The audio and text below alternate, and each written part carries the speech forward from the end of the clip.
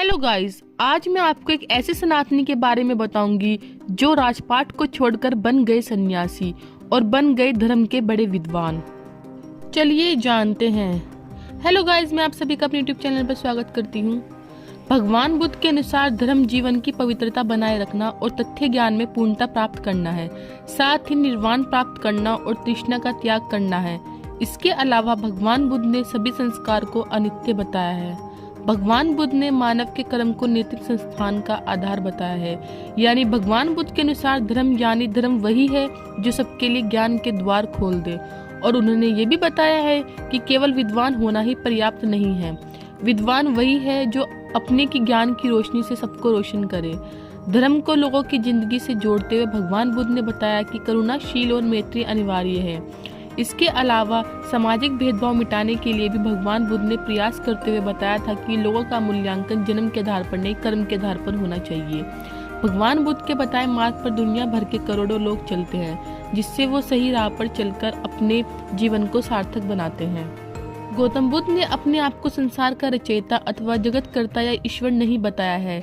पाली अर्थात वह वाणी जो कि भगवान गौतम बुद्ध के मुख से पाई गई, तो उस वाणी को ही पाली कहा गया। पाली में भगवा शब्द का अर्थ है नष्ट करने वाला, जिसका पाली सुत पीटक एवं आचार्य बुद्ध घोष के ग्रंथ विशुद्धि दिमक में भंग है। भग रागो, भग दोषो, भग मोहो, भगाश्च पपाका धम्मा इतपीसो भगवा अरम संबुद्धो, अर्थात जिन्होंने सभी प्रकार के राग, द्वेष और मोह का नाश कर दिया है एवं सभी प्रकार के पाप धर्मों का नाश कर दिया है।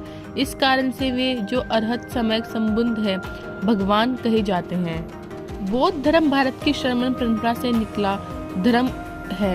इसके प्रस्थापक महात्मा बुद्ध शाक्य मुनि गौतम बुद्ध 563 ईसा पूर्व से 483 ईसा पूर्व तक रहे। ईसाई और इस्लाम से पहले बौद्ध धर्म की उत्पत्ति हुई थी।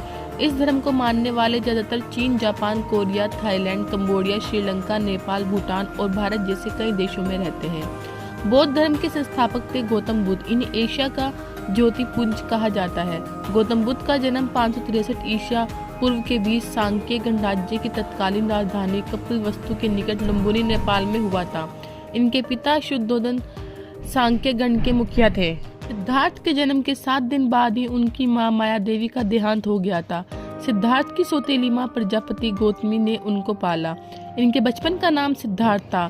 सिद्धार्थ का 16 साल की उम्र में दंडपाणी, शांक्य या यशोधरा के साथ विवाह हुआ। इनके पुत्र का नाम राहुल था। सिद्धार्थ जब कपिलावस्तु की सैर के लिए निकले तो उन्होंने 4 दृश्य को देखा। बूढ़ा व्यक्ति, एक बीमार व्यक्ति, शव, एक सन्यासी। सांसारिक समस्याओं से दुखी होकर सिद्धार्थ ने 29 साल की आयु में घर छोड़ दिया, जिसे बौद्ध धर्म में महानिष्क्रमण जाता है। गृह त्याग के बाद बुद्ध ने वैशाली के अलार कलाम से सांख्य दर्शन की शिक्षा ग्रहण की। अलार कलाम सिद्धार्थ के प्रथम गुरु थे। अलार कलाम के बाद सिद्धार्थ ने राजगीर के रुद्र क्रामपुत से शिक्षा ग्रहण की। उर्वेला में सिद्धार्थ को कोर्णीय, वप्पा, भादिया, महार और असागी नाम के 5 साधक मिले।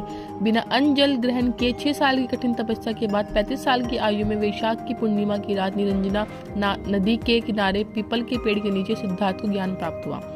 ज्ञान प्राप्ति के बाद सिद्धार्थ बुद्ध के नाम से जाने लगे। जिस जगह उन्होंने ज्ञान प्राप्त हुआ उसे बोधगया के नाम से जाना जाता है। बुद्ध ने अपना पहला उपदेश सारनाथ में दिया, जिसे बौद्ध ग्रंथों में धर्मचक्र प्रवर्तन कहा जाता है।